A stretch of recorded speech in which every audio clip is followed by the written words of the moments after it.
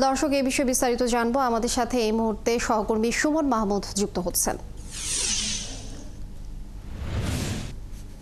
Suman, ticket বিক্রি শুরু থেকে এখন পর্যন্ত কেমন ভিড় পড়েছে অনলাইনে? আরেকটি বিষয় জানতে চাই, এবার টিকিট পেতে কোনো সমস্যা হচ্ছে কিনা?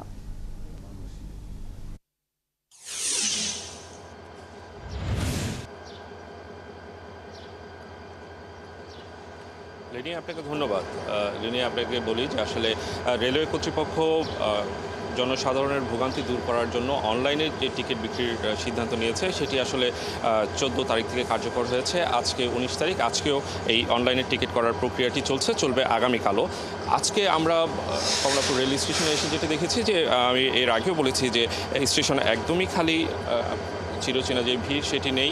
তবে স্টেশনে টিকিট পাওয়ার ক্ষেত্রে আমি কয়েকজনের সঙ্গে কথা বলেছি, যারা আসলে মোবাইল অ্যাপের মাধ্যমে টিকিট ক্রয়ের জন্য অপেক্ষা করছিলেন সেই সকাল থেকে। অনেকেই অ্যাপের মাধ্যমে লগ ইন করতে পেরেছেন, কিন্তু টিকিট বুকিং দিতে পারছেন না। অনেকে আবার লগ ইনই করতে পারছেন না। এটা হচ্ছে স্টেশনে যারা আছেন, স্টেশন ম্যানেজার, আমি ওনার সাথে কথা বলেছি যে এই ধরনের সমস্যা হবার মূল কারণটা কি। ওনারা যেটা বলছেন যে একসঙ্গে অনেক মানুষ টিকিট ক্রয় করার জন্য এই অ্যাপে লগ ইন করার কারণে অ্যাপটি ভারী হয়ে গেছে এবং সেজন্য অনেকে লগ ইন করতে পারছেন না। তবে টিকিট প্রাপ্তির যে বিষয়টি, সেটি আসলে একটি ধারাবাহিক প্রক্রিয়া। একসঙ্গে সবাই টিকিট পাবেন না, এটি আসলে আস্তে আস্তে টিকিট সংগ্রহ করতে পারবেন। এই মুহূর্তে কমলাপুর রেল স্টেশনের যে চিত্রটি, সেটি হচ্ছে স্বাভাবিক যে শিডিউল রয়েছে ট্রেনে, সেই শিডিউল অনুযায়ী ট্রেনগুলো ছেড়ে যাচ্ছে। যারা স্টেশনে এসেছেন এবং আজকের টিকিট কেটেছেন, তাদের অনেকের সাথে আমরা কথা বলেছি। যে বিষয়টি তারা জানিয়েছেন সেটা হচ্ছে যে মূলত ঈদের আগে কোনো ধরনের ঝামেলা ছাড়া ট্রেন জার্নি করতে চান।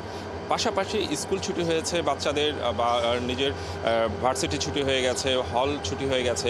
এই ধরনের যাত্রী যারা আছেন, তারা আসলে 12-13 দিন বাকি থাকতেই আসলে তারা ঢাকা ত্যাগ করছেন এবং পরিবারের সঙ্গে ঈদ আনন্দ ভাগাভাগি করার জন্য আজকেই চলে যাচ্ছেন ঢাকা ছেড়ে। এরকম যাত্রী হয়তো বা আগামীকালকেও যাবেন। লিনিয়া। সুমন মাহমুদ, অসংখ্য ধন্যবাদ।